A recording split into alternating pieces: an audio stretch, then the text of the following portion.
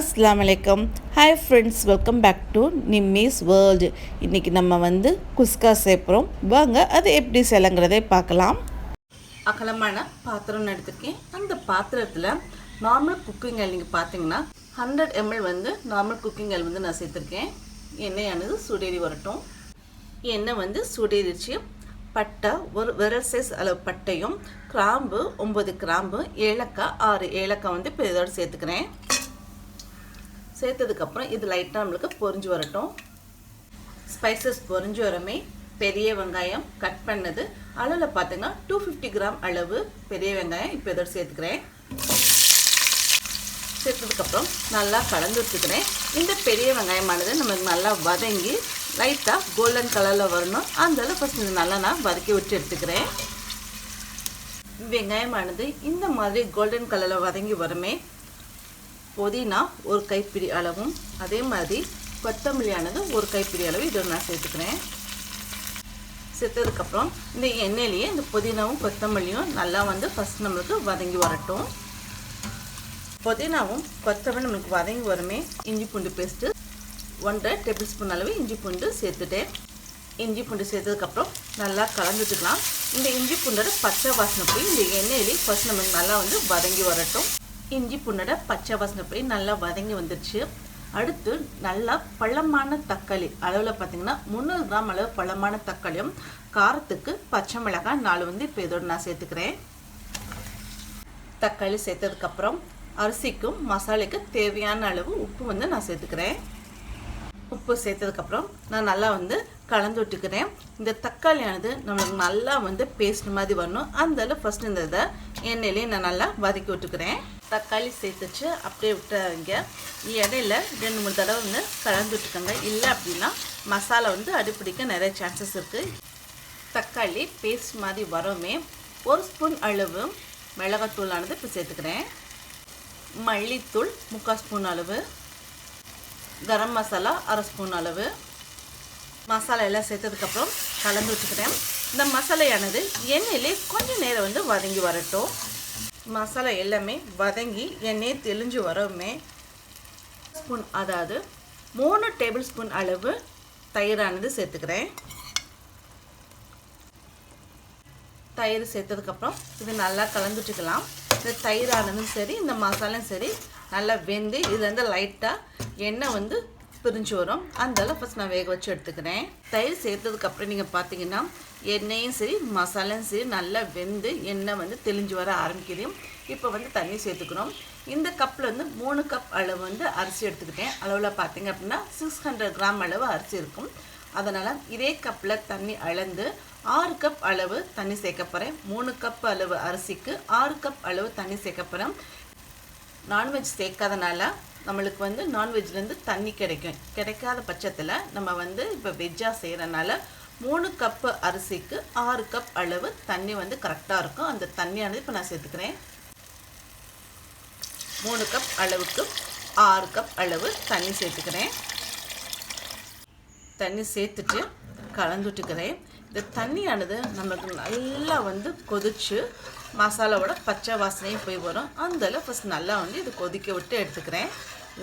மசாலாவோட தண்ணி நல்லா நம்மளுக்கு கொதிச்சு வருது. இந்த சமயத்தில் சீரக சம்பா அரிசி 3 கப் அளவு 20 நிமிஷம் ஏற்கனவே தண்ணியில் ஊற வச்ச சீரக சம்பா அரிசியை தான் இப்போ நான் சேர்த்துக்க போகிறேன்.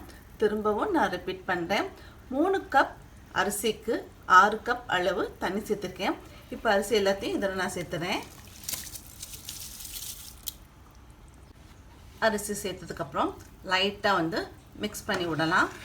இப்போ நீங்கள் பார்த்தீங்கன்னா இந்த தண்ணியோட மசாலாவும் அரிசியும் நல்லா கொதிச்சு நம்மளுக்கு தண்ணியும் அரிசியும் சரியான பதத்தில் வரணும். அதனால ஃபஸ்ட்டு கொதிக்க வச்சு எடுத்துக்கலாம். இடையில 2 தடவை இல்லைன்னா 3 தடவை மிக்ஸ் பண்ணி விட்டுக்கோங்க. இல்லை அப்படின்னா அடி பிடிக்கிறதுக்கு நிறைய சான்சஸ் இருக்குது. இடையில நான் கலந்து விட்டுக்கிறேன். நீங்கள் கலந்து விட்டுட்டு இந்த சமயத்தில் உப்பும் உரப்பும் போதுமான அளவாக இருக்கான்னு பார்த்துக்கோங்க. இல்லை உப்பு கூட வேணும் அப்படின்னா அதுக்கு தகுந்தப்ப நீங்கள் அட்ஜஸ்ட் பண்ணிக்கோங்க. உரப்பு நான் சேர்த்த உரப்பு போதுமான அளவாக இருக்கும்.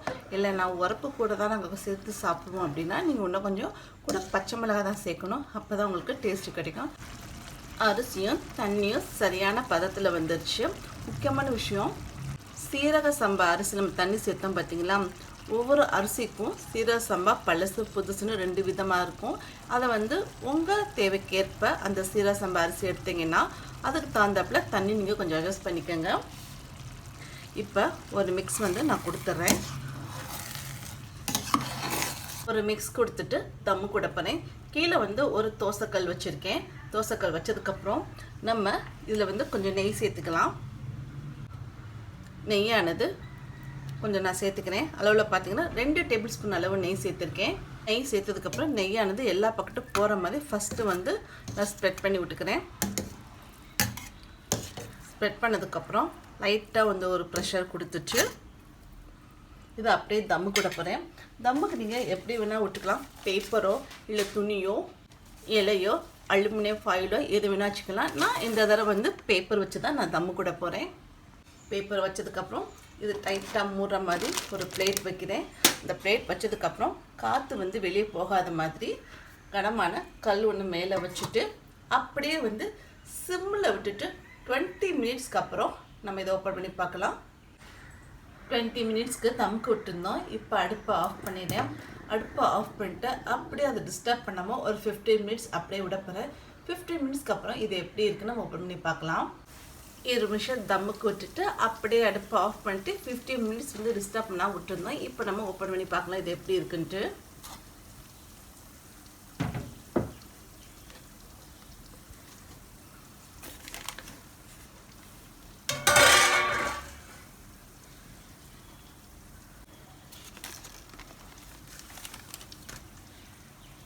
பார்க்கும்போதே தெரியுது பார்த்தீங்களா, அரிசி செம்ம சூப்பராக மலர்ந்து செம்ம சூப்பராக வந்திருக்கு.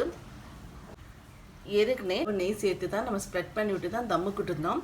இப்போ மேலே இருக்க அரிசி வந்து கீழே போகிற மாதிரியும் கீழே இருக்க அரிசி வந்து மேலே போகிற மாதிரியும் நான் திருப்பி விட்டுக்கிறேன். திருப்பும் போதே தெரியும் அரிசி எதுவுமே அடி பிடிக்காமல் நம்மளுக்கு செம்ம சூப்பராக வெந்து வந்திருக்கு.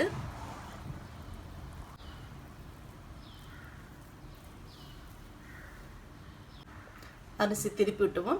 மேலே வந்து ஒரு டேபிள் ஸ்பூன் அளவு திரும்ப நெய் வந்து நான் சேர்த்துக்கிறேன். நெய் சேர்த்ததுக்கப்புறம் எல்லா பக்கட்டும் ஸ்ப்ரெட் பண்ணி விட்றேன். ப்ரெஸ் பண்ணதுக்கப்புறம் திரும்ப அதே பேப்பரையே போட்டுட்டு அப்படியே மேலே வந்து ஒரு பிளேட் வச்சுட்டு கனமான பாத்திரமாக கல்லும் வச்சுக்கலாம். நான் கல் வச்சுக்கிறேன்.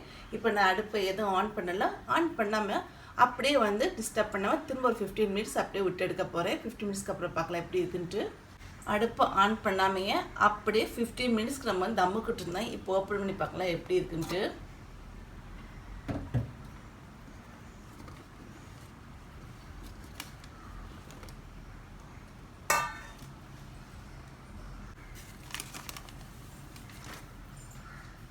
பார்க்கும்போதே உங்களுக்கு தெரியுது பார்த்தீங்களா எவ்வளோ சூப்பராக அரிசி வந்து மலர்ந்து செம்ம சூப்பராக இருக்குது பாருங்கள்.